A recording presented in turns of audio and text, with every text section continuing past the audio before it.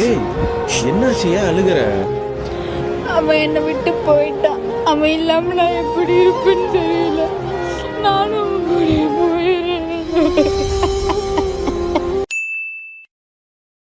வெயிங்க, அட அள்ளி வெயிங்க. என்ன நரம்பு தளர்ச்சியா?